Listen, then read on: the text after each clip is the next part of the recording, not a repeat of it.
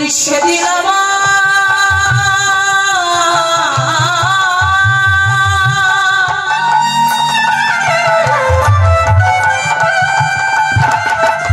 বলি সেদিন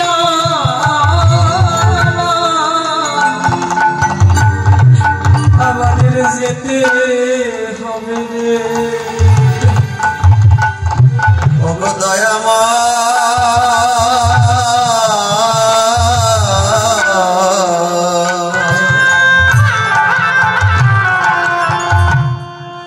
বলো সেদিন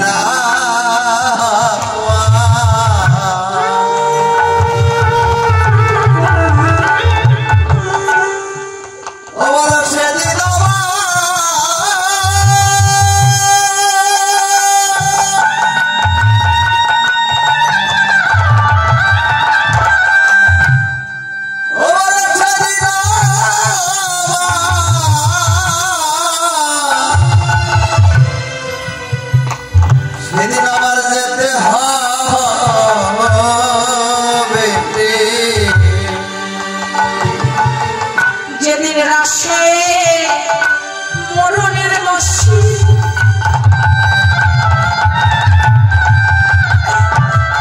যেদিন আমার মহাকালের মশি বাঁশি বেজে উঠবে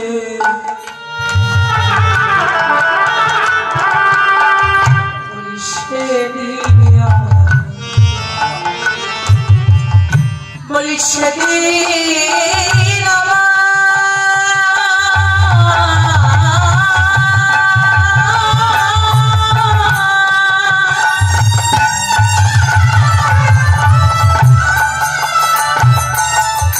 সেদিন আমার যেতে হবে খবর আছে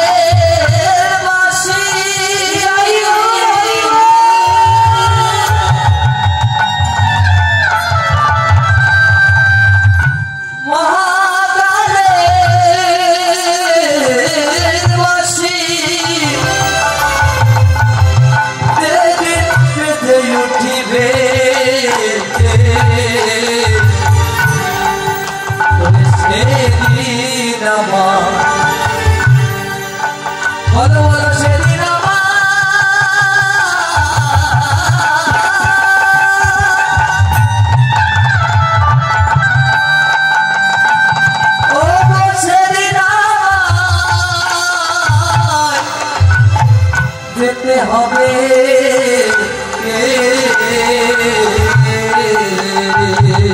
যেদিন মরণ বসি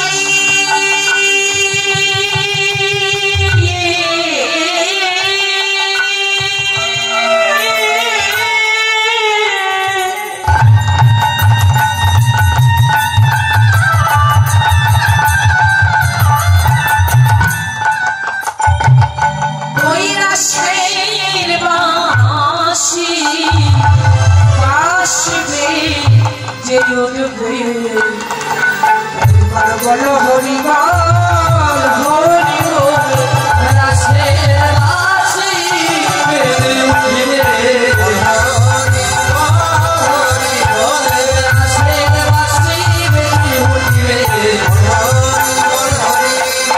রাসে রাসি বেজে উঠবে বলো বলো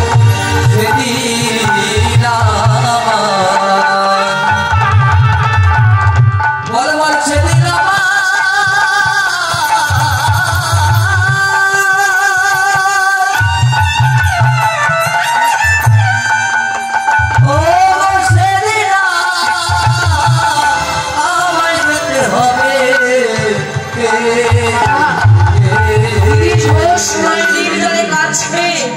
আর এদিকে রামকৃষ্ণদেব গিরিশ ঘোষের জোর করে গিরিশ ঘোষের অঙ্গে যেই না পরশ করেছে, যেই না গিরিশ ঘোষের অঙ্গে পরশ করেছে, সঙ্গে সঙ্গে গিরিশ ঘোষের সকল ব্যাধি সকল জ্বালা যন্ত্রণা ওই ক্যান্সার ব্যাধিটা রামকৃষ্ণ দেবের অঙ্গে পার হয়ে গিয়েছিল বাবা।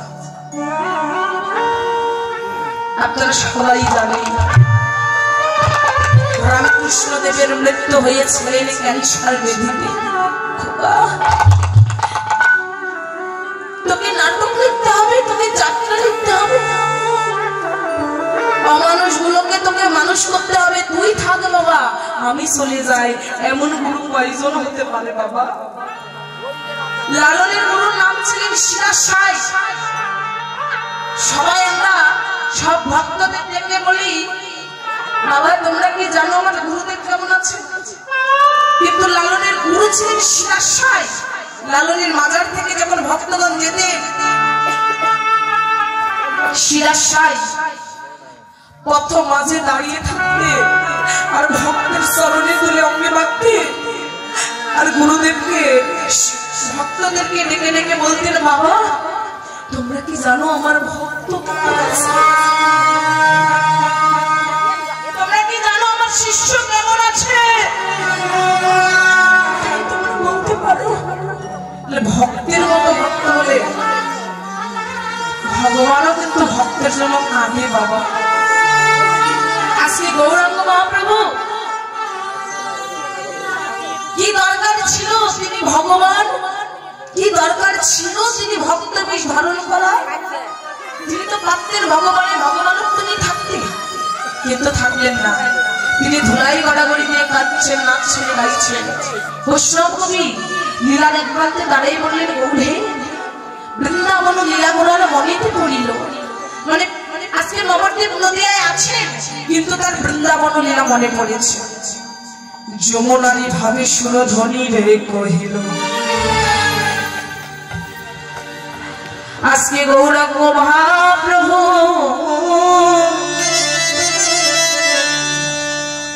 যদিও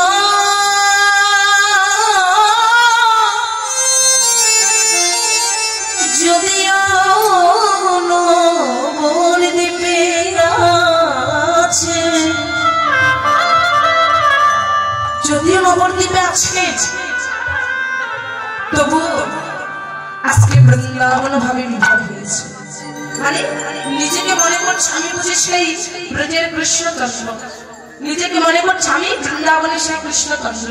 তাহলে বৃন্দাবনে যদি কৃষ্ণচন্দ্র লাগে হয়, তাহলে বৃন্দাবনে রাধা থাকতে হবে, গোপী থাকতে হবে, ফুলের বাগান থাকতে হবে, যমুনা থাকতে হবে। তাই গৌরাঙ্গ মহাপ্রভু কখনো অষ্টসাত্ত্বিক ভাবে বিভার হয়ে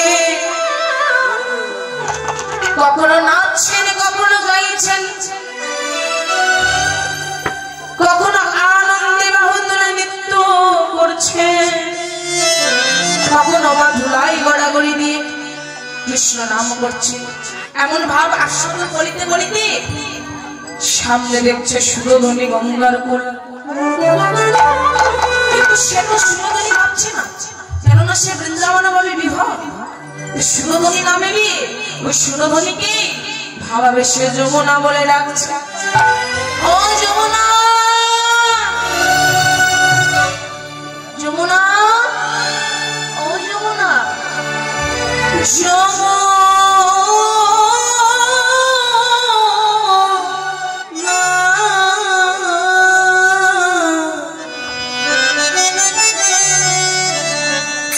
বলি এই কিনে তো সেই যমুনা, যমুনা এই কিনে তুই এই যমুনা প্রবাহিনী, যমুনা এই কিনে তুই সেই যমুনা প্রবাহিনী, যমুনা। যমুনা কি বলছি? ও যমুনা কোথায় চারু চন্দ্রা বলি,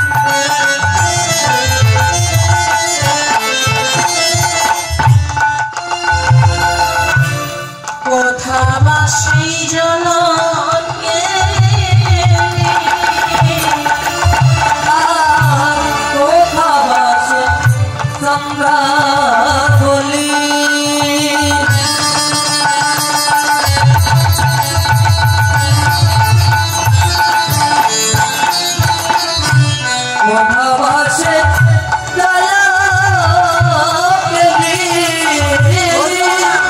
সেথাই রাজ বিহারী বংশীধারী তেরা বিনোদিনী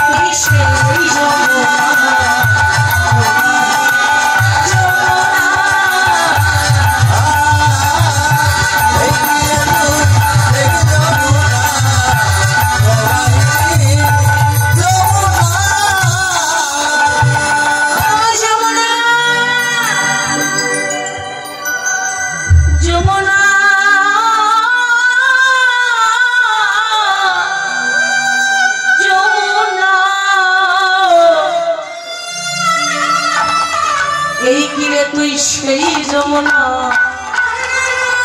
কোন যমুনা যেই যমুনার কূলে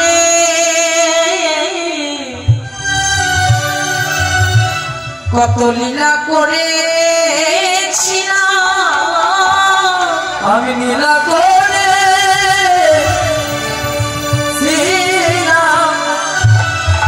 যেই যমুনার কূলে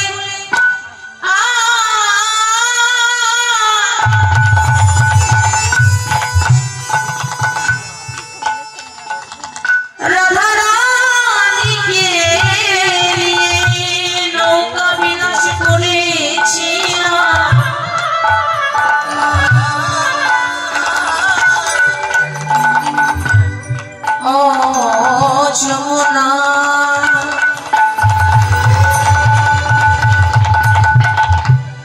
যেই যমুনার বলে শ্রীরাম শ্রীরাম রাম বসুরাম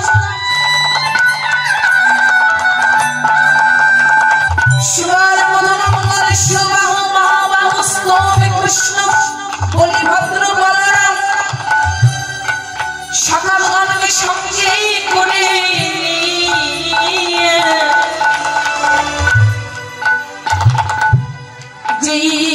লীলা করেছিলাম কষ্ট গোচারণে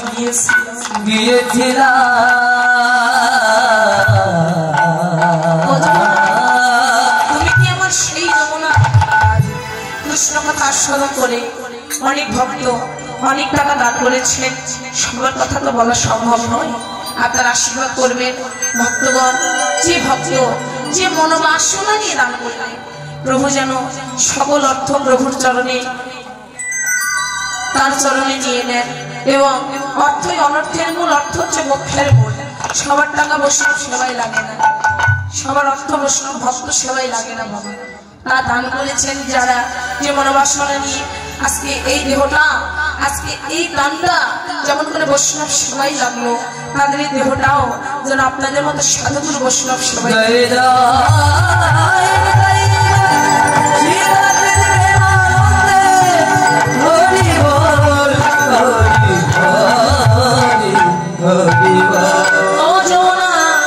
তোমার মনোবিলাস আজ পূরণ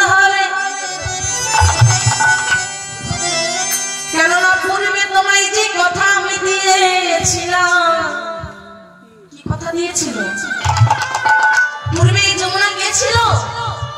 এই পূর্বে ছিলেন এই যমুনা স্বয়ং বিরজা। আপনারা জানেন না? জানেন। বিরজার একদিন অন্তরে বাসনা জেগেছিল, একদিন নয়। আপনারা যেমন প্রত্যেকটা দিন বাসনা করেন যে আমার সামনে যদি আমার ভগবান আসতো, আমার দেহে যদি আমার কৃষ্ণ আসতো, আমার সঙ্গে দেখা করতো। আমরা সকল ভক্ত যেমন মনে করি, বিরজারও প্রত্যেক দিন মনস্কার যে আমার কুঞ্জে যদি আমার গোবিন্দ আসে।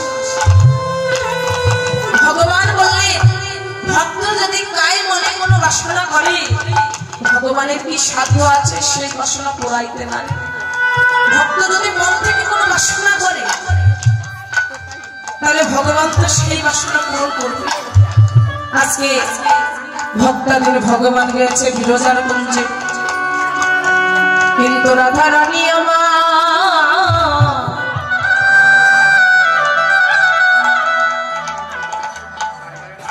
রাধারানী অন্তর্যামী রূপে বুঝতে পেরেছে। অন্তর্যামী রূপে বুঝতে পেরে আজকে বিরজার কুঞ্জের দ্বারের সামনে এসে দাঁড়িয়ে রেখেছিল শ্রীরামকে। শ্রীরাম, দরজা খোলো। শ্রীরাম, দরজা খোলো। শ্রীরাম বলছে, রাধে তুমি কেন? কৃষ্ণ বলেছে তার পিতা নন্দ ঘোষ যদি আসে তবুও যেন দরজা না খোলা। শ্রীরাম দরজা খোলে। আমি খুলতে পারবো না রাধে, তুমি আমি ক্ষমা করো। শ্রীরাম, আজ যদি তুমি আমার এই দরজার দ্বার না খোলো, তাহলে তোমাকে আমি অভিশাপ দেব। আমার প্রাণনাথ, আমার প্রাণনাথ কুঞ্জের ভিতরে আছে, আমাকে যেতে দাও শ্রীরাম। রাধে, গোবিন্দের যদি আদেশ করে অবশ্যই তোমাকে যেতে দেব, কিন্তু গোবিন্দ তো আদেশ করে না। আমি তোমাকে অভিশাপ দিচ্ছি, আজকে যেমন তুমি আমার গোবিন্দের সঙ্গ ছাড়া আমাকে করে দিতে পারছ, আমি তোমাকে অভিশাপ দিলাম, আজকের পর থেকে এর পরবর্তী জন্মে তোমাকে শঙ্খচূড় দৈত্য বলে জন্ম নিতে হবে।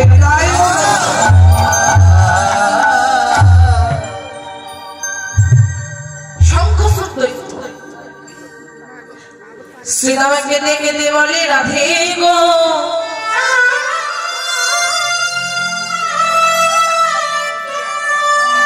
আমি তোমার সঙ্গে মাতৃত্ব আচরণ করলাম, রাধে গো আর তুমি আমাকে অভিশাপ দিলে। রাধারানী বলছে, তোমাকে অভিশাপ দেবো না, তোমাকে আমি ভালো করে বলছি, আর তুমি আমাকে দৈত্যের মতো আচরণ করছো। যাও, যখন দৈত্যের মতো আচরণ করছো, আমি তোমাকে অভিশাপ দিলাম, তোমার শঙ্খচূড় দৈত্য বলে জন্ম হবে। শ্রীরাম তো ছাড়ার পাত্র নয়। শ্রীরাম বলছে, রাধে গো দৈত্য বলে অসুর বলে জন্ম নেওয়া মানে কৃষ্ণ চরণ থেকে দূরে থাকা। অসুর বলে জন্ম নেওয়া মানে কৃষ্ণ নাম ছাড়া থাকা। যেই গোবিন্দকে আমি একটি নজর না দেখে থাকতে পারি না, সেই কৃষ্ণ সঙ্গ ছাড়া যখন আমায় করে দিলে, তোমাকেও আমি ছেড়ে দেব না, রাই তোমায় আমি অভিশাপ দিলাম।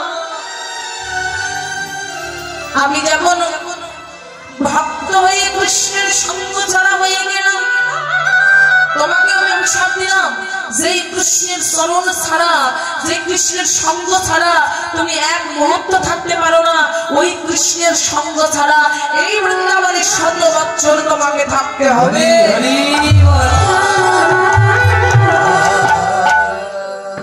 100 বছর থেকে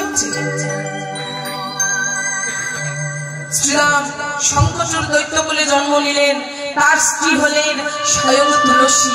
আপনারা জানেন শঙ্করাচার্যের পত্নী হচ্ছে তুলসী। আর এই তুলসী একদিন গণেশকে মানে গণেশের 4 হাত ছিলেন, নারায়ণের অংশ ছিলেন গণেশ, তো 4 হাত ছিলেন। সেই ধ্যানে বসে কখনো হাসছেন, ওই নারায়ণের ভাব ভাবতে ভাবতে কখনো হাসছেন, আর ওই পথ দিয়ে তুলসী যাচ্ছে। তুলসী মনে মনে ভেবেছে আমাকে দেখে মনে হয় ওই গণেশ হাসছে, মানে যখন বলছে গণেশ এসছে তাহলে তো গণেশ আমাকে দেখে পছন্দ করেছে, বিবাহের প্রস্তাব দিলেন, কিন্তু স্বীকার করলেন না। যখন স্বীকার করলেন না, তুলসী আবার গণেশকে অভিশাপ দিলেন, তুমি যেমন বিবাহ আমি প্রস্তাব দিলাম, বিবাহের আবেদন জানালাম, তুমি নিমন্ত্রণ জানালাম, তুমি নিলে না, তোমাকে আমি অভিশাপ দিলাম তোমার একের অধিক স্ত্রী হবে। একের অধিক স্ত্রী হয়েছিলেন। আর তুলসীকে আমার গণেশ অভিশাপ দিয়েছিল তোমারও দৈত্য স্বামী হবে, তাই দৈত্য স্বামী হয়েছে। আর এদিকে শ্রীমতী রাধারানী 100 বৎসর, আহারে 100 বৎসর কৃষ্ণ চরণ ছাড়া হয়েছিল। আপনারা জানেন মথুরায় গিয়ে তার মামা কংসকে উদ্ধার করে দ্বারকা অধিপতি হয়েছিলেন 100 বৎসর। সেইখানে তার 2টি স্ত্রী ছিলেন, একটি সত্যভামা আর একটি হচ্ছে রুক্মিণী। এই রুক্মিণী আর সত্যভামা তার মূলত স্ত্রী ছিলেন। আর 16,008 জন ছিলেন, 16,006 জন ছিলেন নরকাসুরের অত্যাচারিত রমণী, মানে নরকাসুর অত্যাচার করত তাদের উপর, তাই সত্যভামাকে নিয়ে গিয়ে তাকে উদ্ধার করেছিলেন। তো তাদের যখন উদ্ধার করেছিলেন সেই সময় ওই 16,006 জন রমণী বলেছিলেন কৃষ্ণ এখনকার দিনে যেমন একটা স্বামী যদি মারা যায় আমার মেয়েরা মায়েরা বোনেরা 2টি বিবাহ করতে পারে, কিন্তু আগেকার দিনে এগুলো ছিল না। একটা রমণী যদি অন্য পুরুষের দিকে তাকাতো তাহলে তাকে ধরে নিত না। কৃষ্ণ এতদিন নরকাসুর আমাদের উপর অত্যাচার করেছে, আমাদের তো স্বামী সন্তান আর ফিরে নেবে না, তা যদি পারো তোমার চরণে একটু আশ্রয় দাও না দয়াময়। তুমি তো কাঙ্গালের ঠাকুর, তুমি তো ভক্তাদের ভগবান, তোমার চরণে একটু আশ্রয় দাও।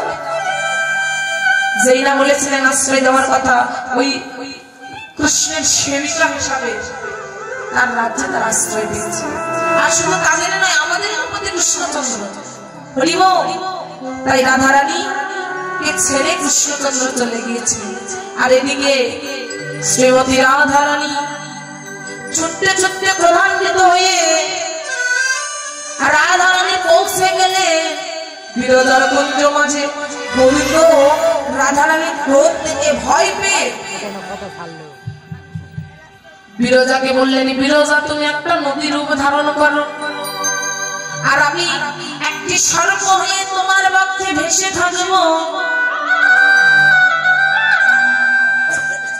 আর সর্পের শত্রু হচ্ছে ময়ূর।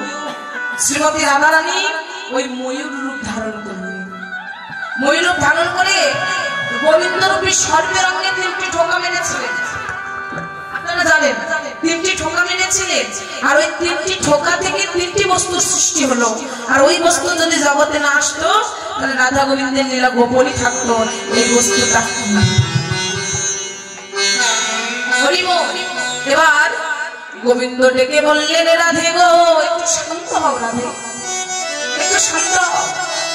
তোমার এই রূপকে আমি সম্মান করলাম, এই রূপকে ভালোবেসে তোমার পুচ্ছ থেকে একটি পুচ্ছই আমি আমার মস্তকে ধারণ করলাম।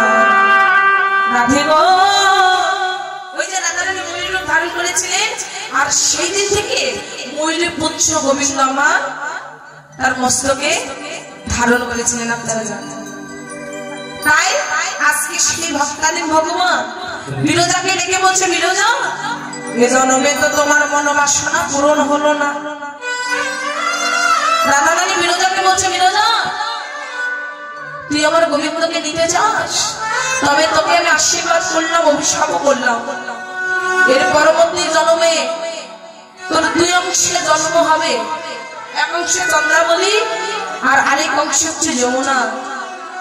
ও বিরজা, তুই সেই দিন আমাদের যুগল চরণে কাশী হবি, আমাদের যুগল চরণে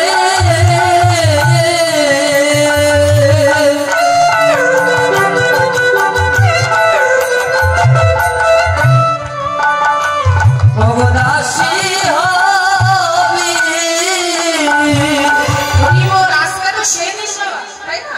আজকে সেই দিন, তাই যমুনাকে রেখে বলছে যমুনা মনে কি পড়ে সেই দিনের কথা। তাই গৌরাঙ্গ মহাপ্রভু ভাবে নামে শিখ করছে, দেখি বৃন্দ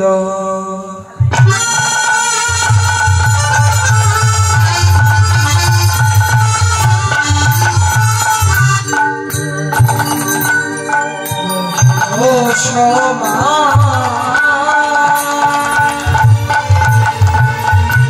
আজি ভুলব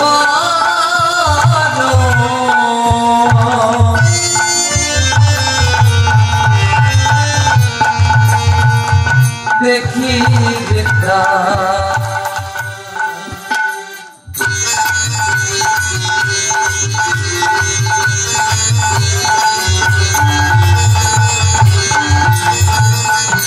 বৃন্দাবনেরই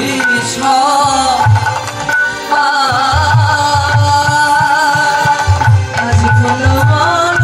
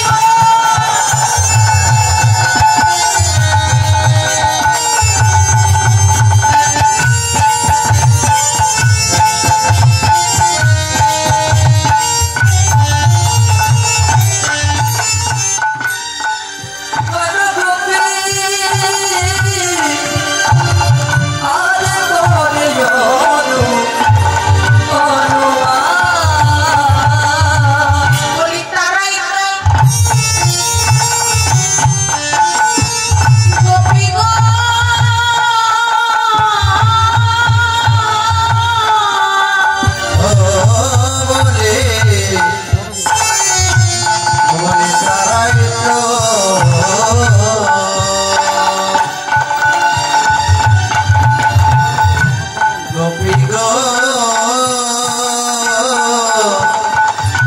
যারা গো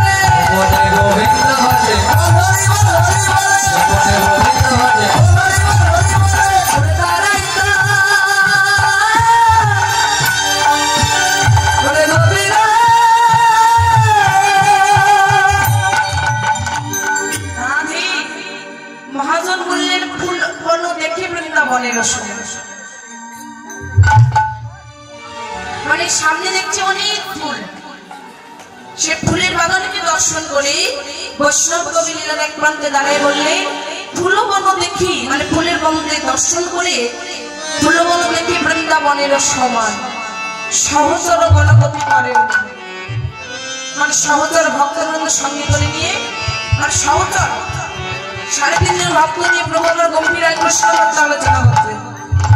নারায়ণানন্দ, স্বরূপ দামোদর, সিকি মাইতি আর মাধবী দেবী। মাধবী দেবী ছিলেন শ্রীবাসের শাশুড়ি, তাই দূরে ছিলেন, তাই কৃষ্ণ কত কম শুনতে পেয়েছিলেন, তাই 3.5 জন ভক্ত নিয়ে প্রভুর কৃষ্ণ কথা আলোচনা করতেন। আর বাহিরে যারা ভক্ত ছিলেন তাদেরকে বলতো, বাবা রে যদি পারিস কাম কর। আর ভেতরে যারা ভক্ত ছিল তারা বলতে, বাবা কাম করিস না, যদি পারিস কৃষ্ণ নাম কর। তাহলে ফুলটা কি? ফুলটা বাহিরে বস্তু। এই যে ফুলটা দিয়েছেন, এদিকে মাইরা এই যে ফুলটা দিয়েছেন, এই ফুলটা কি গোবিন্দ সেবায় গৌ সেবায় রাখবে? এই ফুলটা কিন্তু রাখবে না। মহাজন বললেন, জানো না রে ভ্রান্তমন, কিসে তোর কৃষ্ণ ভজন হবে? যার সনে নাই প্রেম প্রীতি, তার পূজায় কি মন বসিবে? যাহার বদন দেখা মাত্র প্রাণে পেলে আনন্দ, অন্তরেতে ভেবে দেখো সেই আমার গোবিন্দ। দিয়া প্রতি অঙ্গে প্রতি অঙ্গ করো তোমরা গোবিন্দ সঙ্গ, উথলিবে প্রেমের তরঙ্গ, তাপিত হৃদয় জুড়াইবে। জানো না রে ভ্রান্তমন, কিসে কৃষ্ণ ভজন হবে? বৈষ্ণব কবি আরো বললেন, আমার প্রাণপ্রিয় যেন গোবিন্দ, যে গোবিন্দ বস্তু তাহার সেবা দিতে কখনো বেদ বিধান লাগে না। আচ্ছা, পঞ্চরস হাড়িতে ভরা, পঞ্চরস, পঞ্চভূত কীর্তি অপ্তেজ মরু শব্দ স্পর্শ রূপ রস গন্ধ, এই পঞ্চরস। আচ্ছা, পঞ্চরস হাড়িতে ভরা, প্রেম প্রীতি একত্রে করা। রাধা বল্লভ বলে তাহার সময় ভবের মরা জিনিস মরেছে। জামনারে ভ্রান্ত মন কৃষ্ণ ভজন হবে। কৃষ্ণ ভজন করার আগে তার সঙ্গে আগে প্রেম করে নিতে হবে, প্রীতি করে নিতে হবে। ওই যে আগে একটা কথা বলেছিলাম, প্রেম করতে হবে, প্রীতি করতে হবে। প্রেম প্রীতিটা কেমন? মহাজন বললেন, আগে নিজের স্বরূপকে জানতে হবে, যে নিজেকে ভালোবাসতে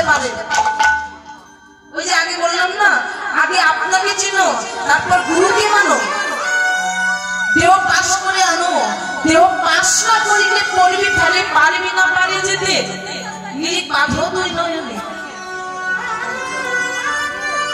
তাহলে এই সম্পর্কে সংযত থাকতে হবে। মহাজন বলিলেন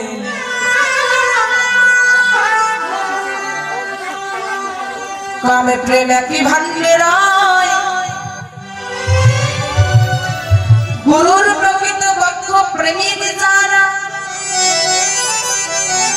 কাম হইতে প্রেমে বাসন হইলা নয়, কামকের হয় কামের মতি, নিম্ন দেশে হয় তার গতি।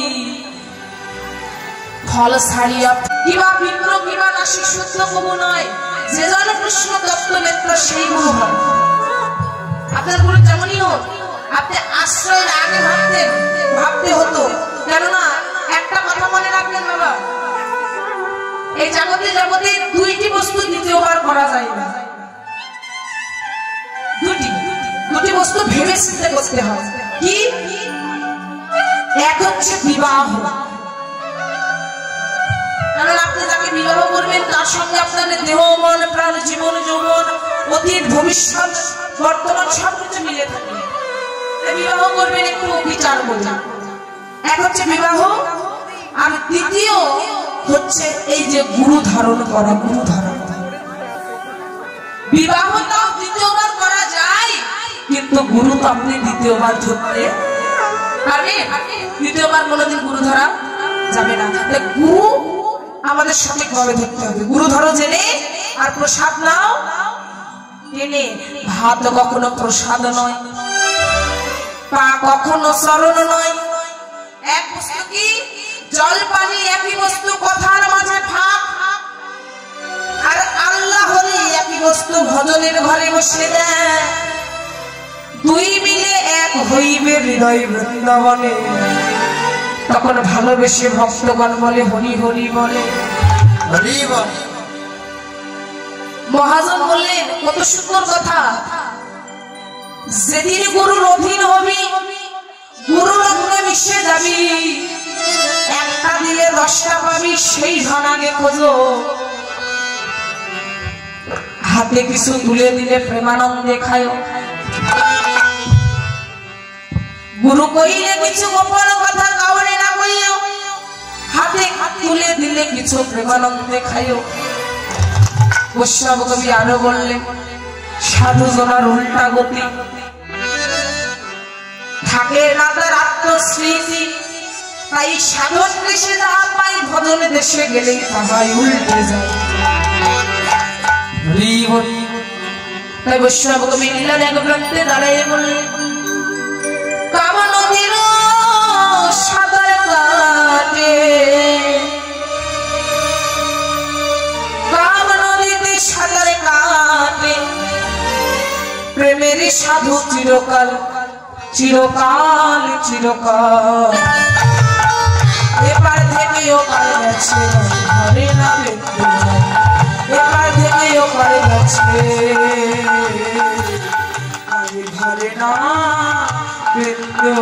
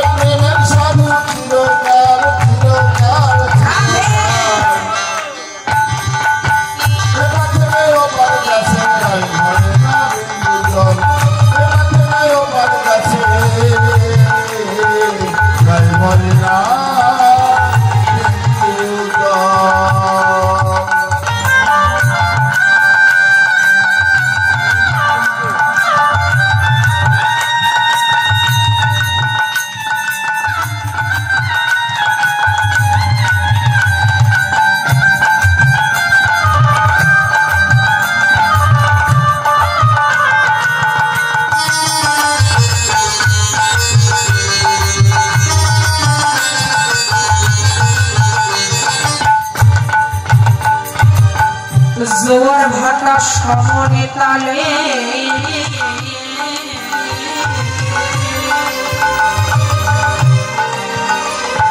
ও ভক্ত ইচ্ছা মতো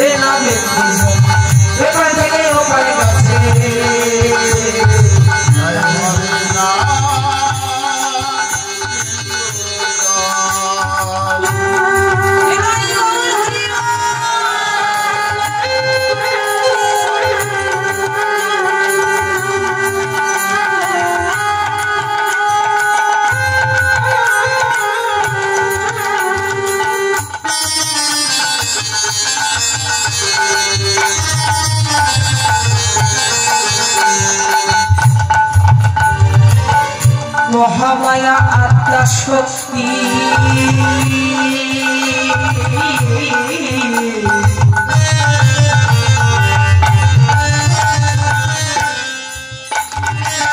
গঙ্গা পূজা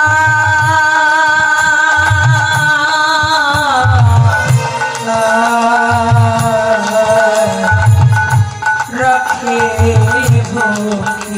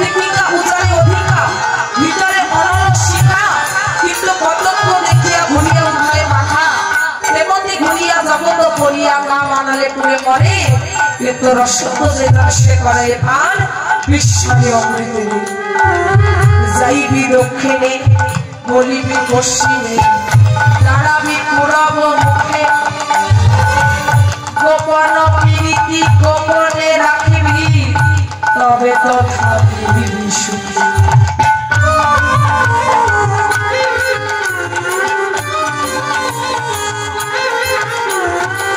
গোপন প্রীতি গোপনে রাখিবি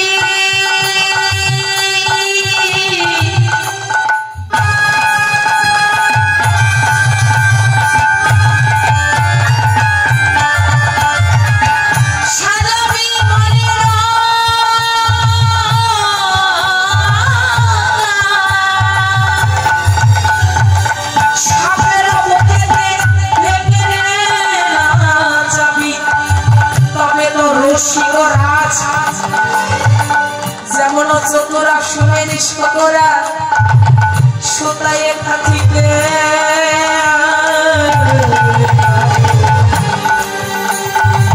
মাত্র সাজালে মাদঙ্গ বাঁধিলে তবে তো মিলিবে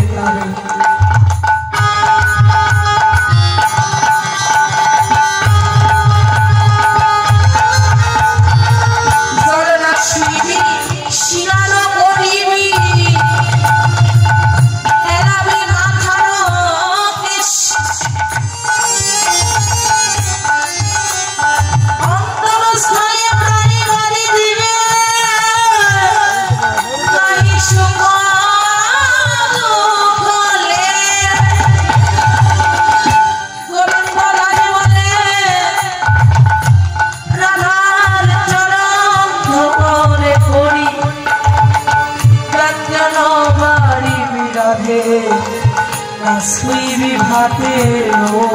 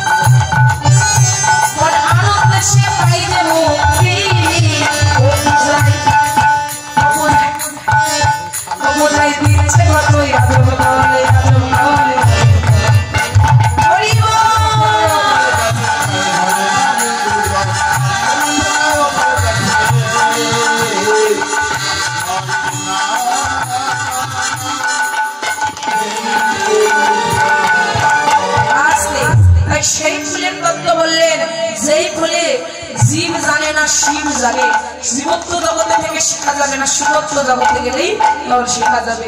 তাই মহাপ্রভু সেই ফুলের তত্ত্ব নিয়ে, পুষ্পের তত্ত্ব নিয়ে খোল আর করতালকে নৃত্য শুরু করলেন। কেমন করে? বৈষ্ণব লীলা রেগে প্রান্তে দাঁড়াই বললেন, খোলো করতালে গোরা সুমেলি করিয়া, খোলো করতালে গোরা সুমেলি করিয়া, তাহার মাঝে নাচে গোরা জয় জয় দিয়া, তাহার মাঝে নাচে গোরা জয় জয় দিয়া, তাহার মাঝে নাচে গোরা জয় জয় দিয়া, তাহার মাঝে নাচে গোরা জয় জয় দিয়া। নাচে খোল নাচে খোল হরি বল হরি বল, নাচে খোল নাচে খোল।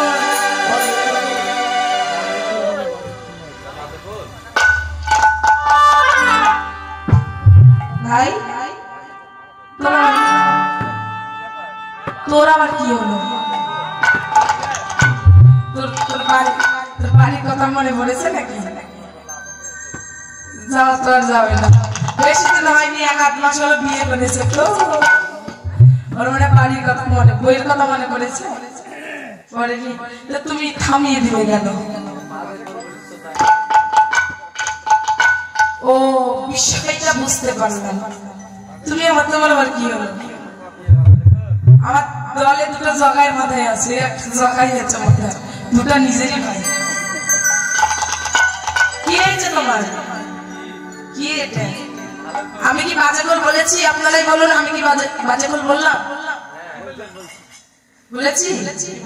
ছেলে মানুষ তো মেয়ের পক্ষ নিতে চাও না। ও আমি বলেছি না, বলে তো? এই তো বলেনি, দেখেছো? হ্যাঁ বাজে কল আমি বলেছি। বলেছি কি বাজে কল? না বাজে কল বলিনি, দেখেছো? আমার দিদিরা আমার পক্ষে আছে। এই তো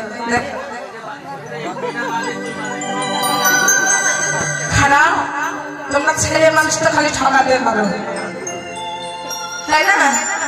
মেয়ে মানুষকে সরল সাদা দেখে শুধু যেটা বোঝা সেটা বোঝে। আমার দিদি ভাইরা খুব চালাক। আমি বাজে কল বলেছি? আমি বলেছি ও ভাগ্নি জামাই ভাই বসে ভাই। আচ্ছা বসে, তোমাকে বুঝিয়ে দিচ্ছি। কোনদিন স্কুলের বারান্দায় যায়নি, মার খাওয়ার হয় স্কুলেই যায়নি। একদিন গিয়েছে, টিচার নাকি খুব তাকে মেরেছে, তাই পরের দিন তাকে স্কুলে যায়।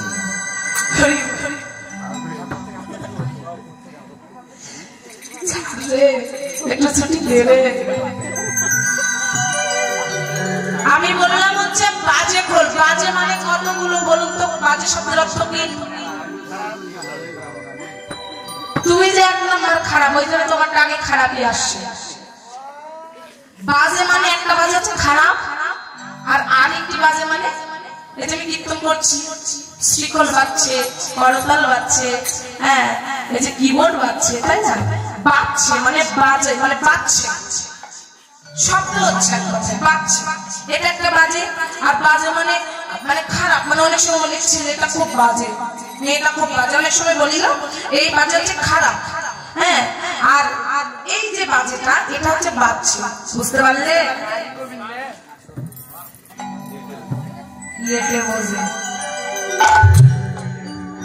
এরকম ব্রেক ফেল যদি বাস হয় কখনো অ্যাক্সিডেন্ট করবা। বুঝতে পেরেছ?